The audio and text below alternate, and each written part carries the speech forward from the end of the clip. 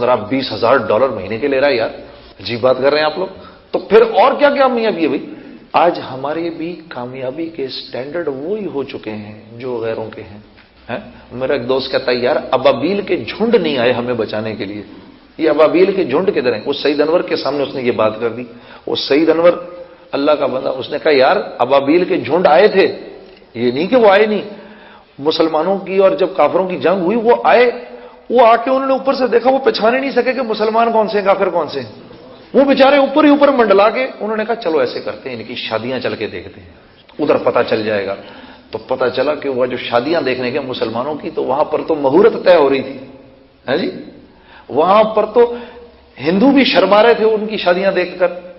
ہے جی، وہاں پر تو لڑکیاں ماشاءاللہ سے ڈانس تیار کر رہی تھیں ہندوستانی گانوں کے اوپر کہ کیسے ناچیں گی وہ سب کے سامنے. وہ بیچارے ادھر بھی کنفیوز ہو گئے. ہے جی، ابابیلیں ساری. پھر انہوں نے کہا چلو ان کی چل کے تجارت دیکھتے ہیں. تو جو ان کے بازاروں میں گئے تو پتہ چلا کہ یار وہاں بھی کنفیوژن مچی ہوئی ہے. ادھر بھی بینک جو ہے اس وقت 9% جو ہے سود دے رہے ہیں، حالانکہ جاپان میں اور امریکہ میں 2-2, 2.5% جو ہے. یہ تو انہوں نے تو کافروں کو بھی مات دے دی. وہ بیچارے اوپر ہی اوپر کہا یار یہ پتھر یہیں پھینک دو کہیں. کوئی ایک آدمی وہ پتھر جو پھینکے تو وہ زیادہ مسلمانوں پر ہی گرے وہ پتھر. یہ سعید انور کہتا ہوتا ہے کبھی کبھار. کیا کر رہے ہیں ہم، کیا کر رہے ہیں؟ دل کی آنکھ کو کھولو، اپنی زندگیوں کی قیمت لگاؤ اللہ کے سامنے. اگر اس راستے پر نہیں نکلو گے اللہ اپنی منشا کبھی نہیں کھولے گا. اوپر ہی اوپر پھر پھرا کے بس نیچے ہی نیچے ایسے ہی چلا کے گزر جائے گی زندگی، بے قیمت گزرے گی زندگی. میرے ایک دوست نے کہا بھائی آپ کیا بات کرتے ہیں جنید صاحب، صحابہ بھی تجارت کرتے تھے. یہ آپ کے بھی ذہن میں صحابہ بھی تو تجارت کرتے تھے؟ نہیں کرتے تھے؟ یقیناً کرتے تھے. کیوں نہیں کرتے تھے؟ حضرت عبداللہ بن مسعود نے تابعین کی ایک جماعت سے کہا کہ تم لوگ آج ہم سے زیادہ عبادت کرتے ہو، لیکن تم میں اور ہم میں فرق یہ تھا کہ صحابہ کے دلوں میں دنیا نہیں تھی، تمہارے دلوں میں دنیا ہے. اب یہ دنیا کیا ہے؟ یہ بڑا ایک ضروری سوال ہے. بھائی دنیا کیا چیز ہے؟ ہر وہ چیز جو تمہیں اور مجھے اللہ کے حکم پر آنے سے روکے وہ دنیا ہے. مثال کے طور پہ اب صحابہ بھی تجارت کرتے تھے. کیا تجارت کرتے تھے صحابہ؟ اپنی دکان میں بیٹھے ہیں، اللہ اکبر اللہ اکبر، آواز آئی، دکان بند کی، مسجد چلے گئے. کیوں؟ کیونکہ جانتے ہیں یہ دکان فائدہ پہنچانے میں 100% اللہ کے امر کی محتاج ہے. چلے گئے وہاں پر. اب وہاں بیٹھے ہیں، وہاں پتہ چلا کہ فلاں جگہ کے اوپر اللہ کے احکامات دھڑا دھڑ ٹوٹ رہے ہیں. کون لوگ ہیں جو اللہ کے راستے میں چلنے کے لیے تیار ہیں؟ تو ایک حکم آیا حلال روزی کمانے کا، اس کے بعد ایک بڑا حکم آیا نماز کا، نماز پہ چلے گئے. جب نماز پہ پہنچے تو وہاں پر بڑا حکم آیا ہجرت کے لیے، اس کے لیے بھی اپنے آپ کو پیش کر دیا. صحابہ تجارت کرتے تھے، یہ تجارت کرتے تھے، اس طرح تجارت کرتے تھے صحابہ. تو کیا تھا؟ اللہ نے ان کی دنیا بھی ایسی بنائی.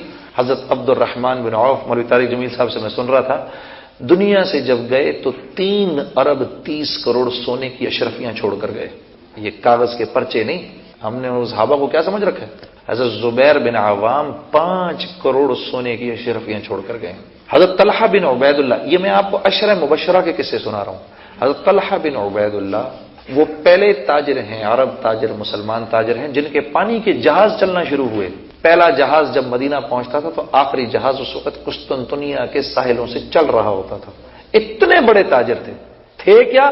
عشرہ مبشرہ، دنیا میں ہی اللہ جل شانہ کی طرف سے رسول اللہ صلی اللہ علیہ وسلم نے ان کو جنت کی بشارت دے دی. یہ وہ تجارت تھی جو صحابہ کیا کرتے تھے. یہ وہ تجارت تھی. کیوں؟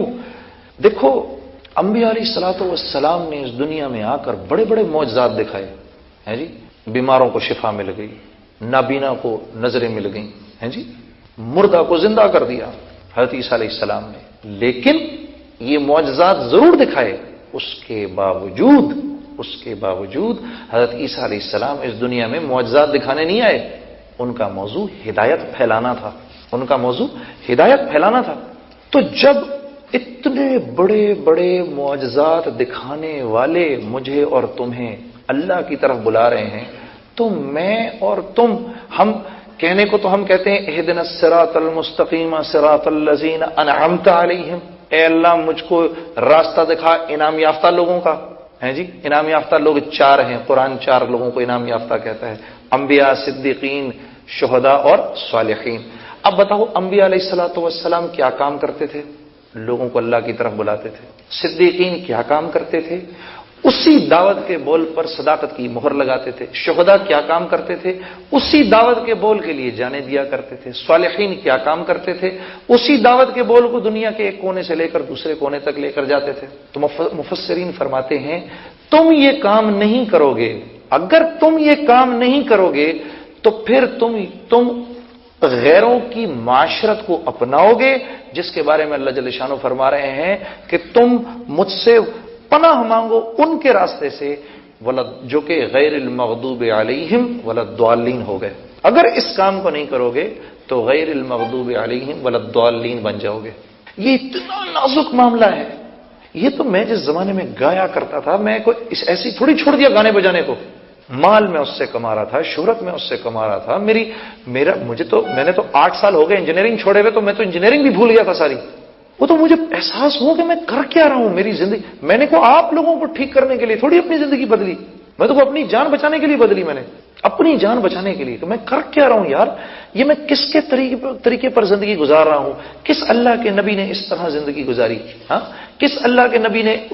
ایک کل میرے بھائی نے مجھے کہا جنید صاحب یہ جو آپ دعوت کا بول بولتے ہیں یہ بھی خیر کا کام ہے، اور جو ہم کر رہے ہیں یہ بھی خیر کا کام ہے، اور جو ہم ٹیلی ویژن پر کر رہے ہیں یہ بھی خیر کا کام ہے، اور جو میں اپنی طرف سے کر رہا ہوں یہ بھی خیر کا کام ہے۔ میں نے کہا میرے دوست بات یہ ہے کہ خیر کے کام تو سارے ہیں، اس میں کوئی شک نہیں، خیر کے کام تو سارے ہیں، لیکن اگر تو بھی اپنی مرضی کا خیر کا کام کرے اور یہ بھی اپنی مرضی کی خیر کا کام کرے اور وہ بھی اپنی مرضی کی خیر کا کام کرے گا تو پھر امت میں جوڑ کیسے پیدا ہوگا؟ امت میں جوڑ کیسے پیدا ہوگا؟ کیوں نہ ہم سب کے سب مل کے اس خیر کے کام کو کریں جس خیر کے کام کو رسول اللہ صلی اللہ علیہ وسلم نے کیا، ان سے پچھلے انبیاء نے کیا، صحابہ نے کیا، تابعین نے کیا، اور اس وقت سے لے کر آج تک جتنے اللہ والے ہیں وہ اس خیر کے کام کو کر رہے ہیں۔ دیکھو نفس جو ہے نا، نفس مطمئن کر دیتا ہے، میں بھی تو خیر کا کام کر رہا ہوں، میں بھی تو خیر کا کام کر رہا ہوں۔ ایک ہی فارمولا ہے میں آپ کو بتاؤں جس میں خیر کا کام ہو رہا ہے، ایک فارمولا ہے، اور وہ یہ ہے کہ جب اپنا نفس ٹوٹنے لگے نا، جب اپنا نفس ٹوٹنے لگے، جب کسی خیر کے کام کے کرنے کو دل نہ چاہ رہا ہو، ہاں، تو یقین کر لو یہ میں کوئی ٹھیک کام کر رہا ہوں، یقین کرو اب میں کوئی ٹھیک کام کر رہا ہوں، اندر سے جس میں توڑ پھوڑ ہونا شروع ہو جائے۔ کیونکہ طبیعت کی تو اللہ کو عبادت بھی نہیں چاہیے، جس پر نفس آ رہا ہو نا وہ تو عبادت بھی اللہ کے یہاں مقبول نہیں۔